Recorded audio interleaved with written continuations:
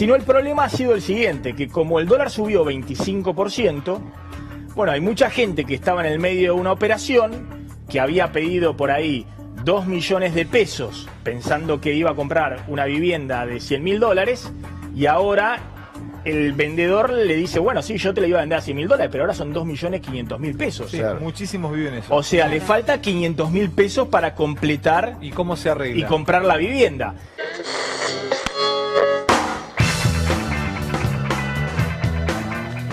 Continuamos aquí en Decime la Verdad. En Vorterix Bahía pasaron 3 minutos de las 13 horas en todo el país y lo voy a presentar.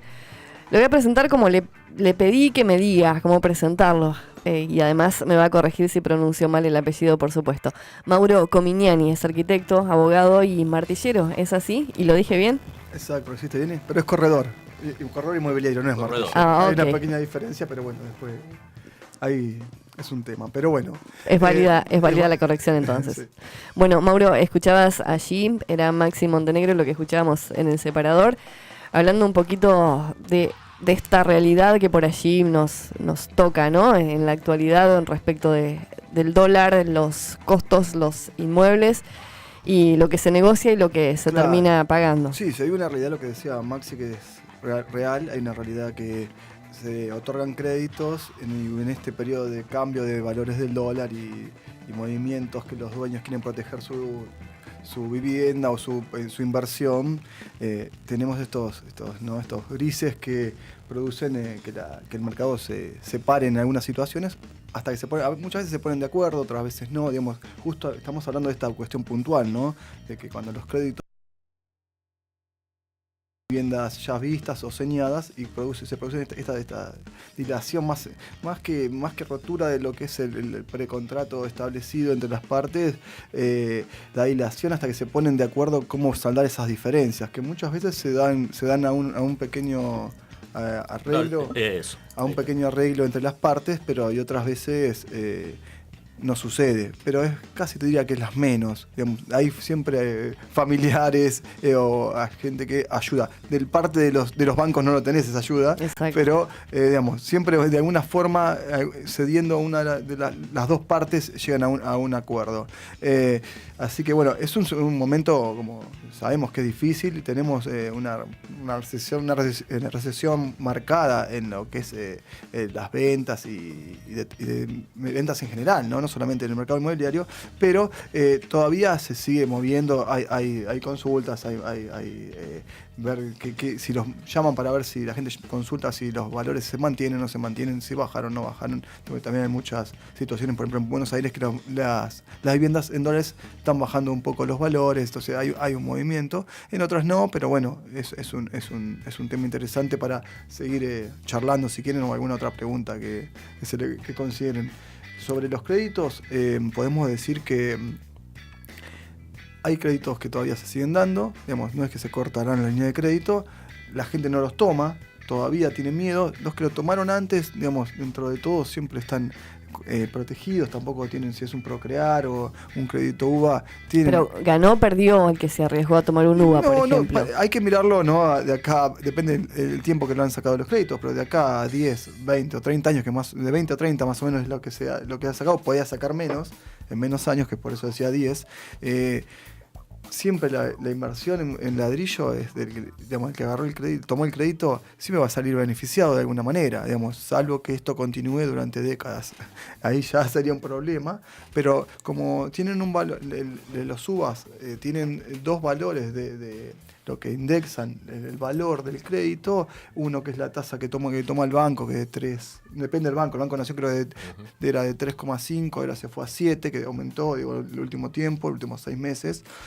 Pero dentro de todo anual, estamos hablando que es una tasa baja, y lo que sí afecta es la inflación, que también es el UVA, ¿no?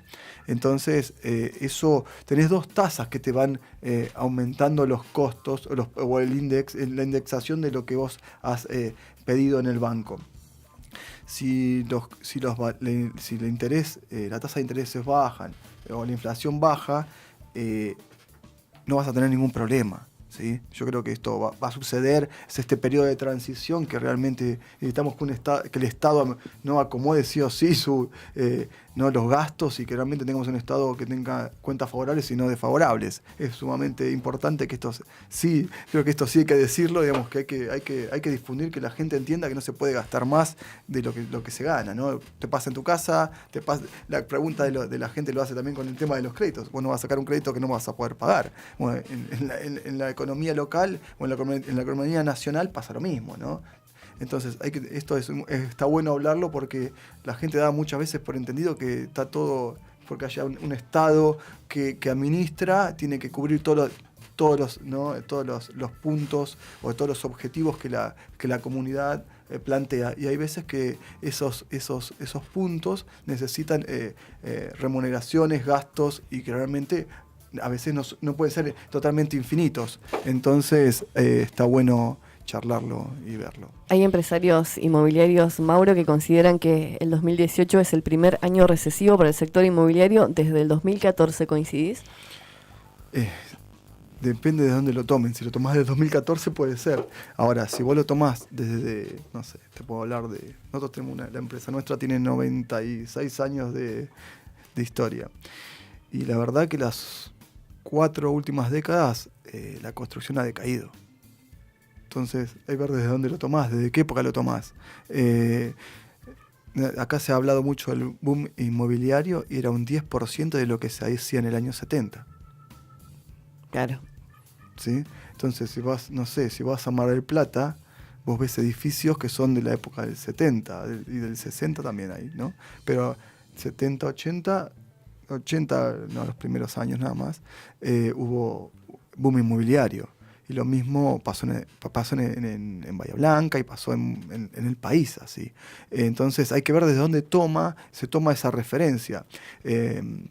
Desde la historia, sí, la mayor productividad fue entre el 60 y el 70, podemos nombrarlo. Después, bueno, vino un boom que usaron el fideicomiso como método de gestión, donde trajo aparejado otros problemas que todavía mucha gente lo está viviendo hoy, ¿no? Porque hay edificios que han tardado su ejecución o tienen problemas de otro tipo de problemas que no vale ahora la cuenta nombrar. Y entonces se han producido otras formas de gestión de la gestión inmobiliaria. El desarrollador inmobiliario ha pasado de ser de antes una empresa constructora, ahora están los gestionadores o desarrolladores inmobiliarios han pasado a ser estudios contables.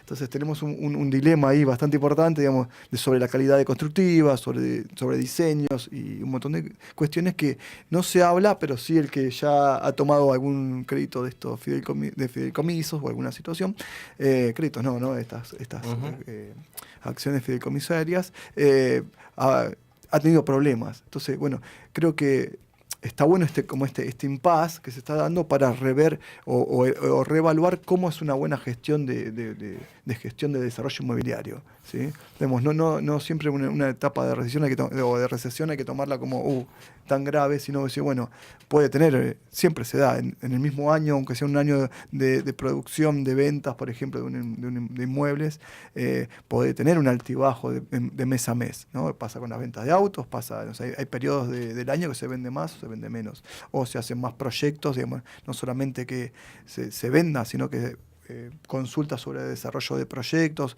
Nosotros hacemos también construcción, entonces desarrollos de proyectos en sí, desde lo que es el plano hasta lo que es la construcción en sí, como lo hacemos como administradores a veces gestionamos nuestras propias viviendas, pero bueno, eso te puedo comentar, si querés me puedes hacer una pregunta, estaría bueno para no dejarme hablar solo. Sí, no tenía una. No, yo me diste pie para Disculpa, volver, no, era por un chiste. favor, no hay problema. Vivimos de chistes acá. Volviendo, me diste pie para preguntarte algo. Quiero volver a la parte de los créditos. Se dice que Argentina en Sudamérica es el segundo país detrás de Venezuela que menos créditos hipotecarios tiene. ¿A qué crees que se debe eso? Bueno, eso es muy buena pregunta. No sé dónde lo has leído, pero realmente es muy, muy interesante lo que está diciendo. Y sí, porque, a ver, digamos, volvamos al año 70, digamos, o 60, ¿no? Y anteriores también, en el año 50, hubo planes de vivienda donde se desarrollaban vivienda social. Digamos, mis abuelos, mis padres, han gestionado estos barrios donde empresas hacían cargo de determinados, no sé, por ejemplo acá en Bahía, diferentes sectores de la ciudad donde se desarrollaban viviendas a través de sindicatos, Rosendo López, por ejemplo. o a través del Sí. Estado, digamos, y se generaban viviendas en serio, digamos, en cantidad, en donde producía calidad de vivienda, donde se producía calidad de vida, donde se producía una nueva estructura social donde no había nada. Eso no se ve hoy. ¿Sí? Se ven emprendimientos de edificios, se ven no multifamiliares sin desarrollo ni de planificación, ni de logística, ni de casi nada, porque no hay códigos que regulen en buena forma estas nuevas formas de gestión. Digamos, muy pocos barrios de vivienda vemos, muy pocos. Entonces, es grave esta situación. Esto es una... Se apuesta más a un edificio, a una gestión de un edificio, a desarrollar un barrio, Dicen que se dice, ¿no? Uno lo escucha, que la ciudad extensa o un poquito más amplia en su dimensión es mala. Y realmente es erróneo este concepto. Lo podés escuchar a urbanistas locales, algunos renombrados, y uno lo escucha del otro lado y dice, wow, me parece que le estás cerrando.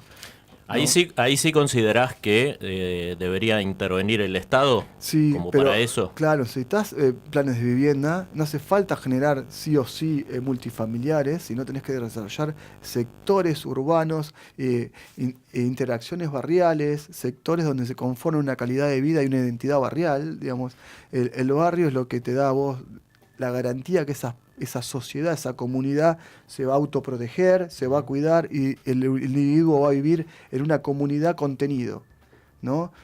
Lo vemos en el centro, digamos. Seguramente cada uno vive en el centro y no conoce a su vecino de edificio, ¿no? De departamentos. Por eso hay que tratar de buscar hoy desarrollos inmobiliarios donde se vincule la comunidad de esa, aunque sea pequeña, ¿no? De ese mismo edificio en un sector común, digamos. Hay barrios, hasta privados, que tienen esta situación. Por suerte, otros no la tienen, ¿no?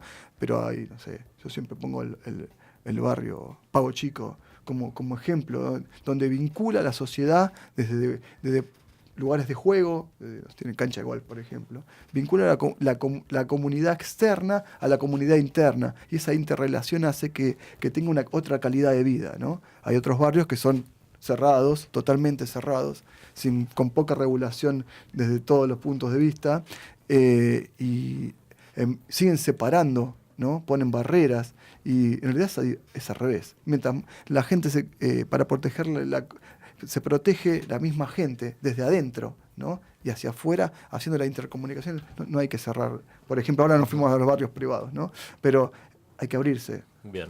¿Cómo está, Mauro, hoy la demanda de alquileres aquí en nuestra ciudad, de acuerdo a tu experiencia, por supuesto? Y el alquiler siempre tiene su buen cupo de necesidades. Pero siguen sonando los teléfonos de las inmobiliarias. Sí, digamos, en nuestro caso sí. Tiene su gestión cotidiana y es buena, digamos. Pero como todo, digamos, cambia en estos tiempos, cambia un poquito, disminuye, porque a veces, no sé, gente o jóvenes que se están yendo por primera vez a vivir solos, siguen viviendo con sus padres, hay un poco de retracción, pero es lógica, sucede hasta, como te decía, hasta en determinadas épocas del año esto también.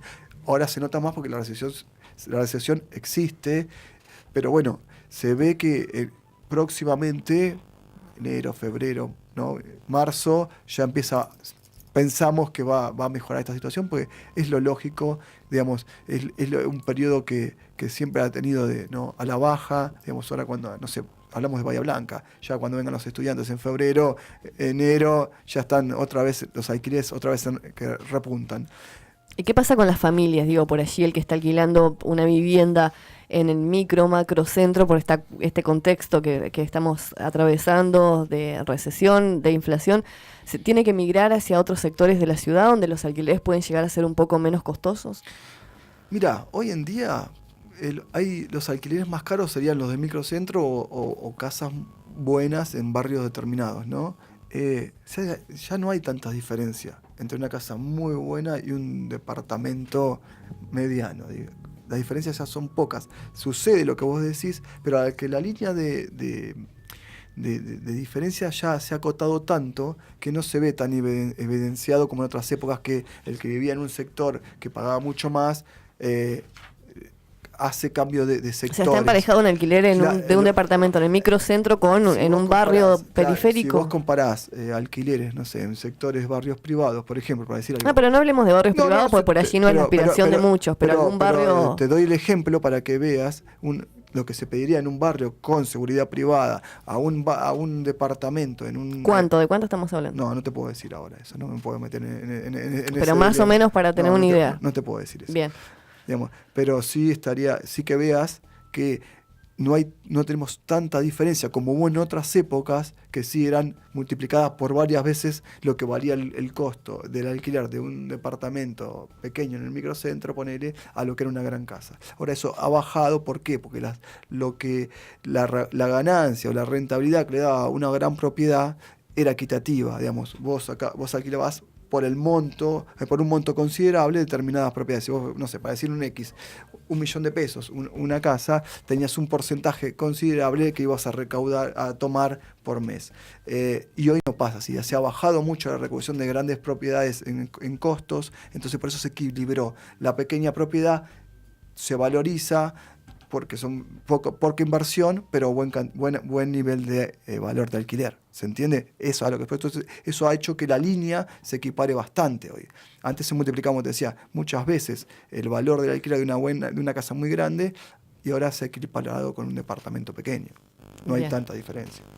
Bueno, la última, Mauro, te consulto cuáles son las expectativas, tus expectativas para el año que comienza. Obviamente que el año va a terminar ahí con recesión, lo vemos todos, lo sentimos todos, pero creo que si el gobierno, digamos, toma buenas políticas y sigue con esta tendencia de, acomodemos las cuentas y lo hace lo antes posible. ¿Pero cuánto va a pasar para que eso impacte finalmente en el mercado? Vas a tener un periodo, obviamente, digamos, pero yo creo que una vez que las cuentas estén más o menos equilibradas, que la sociedad entienda esto, ya va a volver otra vez a invertir y a desarrollar como emprendimientos personales o multifamiliares, y va a tener la decisión de tomar créditos, que es lo que hace que la economía empiece a mover. Yo creo que esto va a pasar, yo creo que va a haber una política de gestión en cuanto al crédito, porque la construcción, el desarrollo, los desarrolladores inmobiliarios, tanto una persona que quiere desarrollar su casa o multifamiliares, que se ve mucho, a pesar que no se dice, en Buenos Aires, en la ciudad autónoma, donde bancos están gestionando desde consorcios o fideicomisos. Los mismos bancos generan con los profesionales carteras de clientes, donde el profesional es el que se encarga de buscar los clientes y no el banco, ¿sí? Digamos, eso es bastante interesante. Bueno. Creo que va a empezarse a ver desde esa línea, que acá el Banco Nación lo ha hecho, en un solo ejemplo, pero se tomó como tendencia. Se va a tomar a partir de esa línea estas nuevas formas de gestionar vivienda a través de profesionales, de pequeñas instituciones, ¿sí? Creo que esto se va a volver a desarrollar como en aquella época que te estaba comentando ahí temprano cuando empezamos a hablar. Esperemos que sí. El gobierno dice que en febrero o marzo quizá haya una reactivación, esperemos que sea antes de ese momento. Mauro, muchísimas gracias. No, por favor, muy amables. Un placer. Mauro Comignani, arquitecto, abogado, y no era martillero, era corredor inmobiliario. Corredor inmobiliario, muchísimas gracias. Que lo puso bien Facu en el graph. Así es, ¿sí? 21 minutos de las 13 horas en todo el país, Marcelo.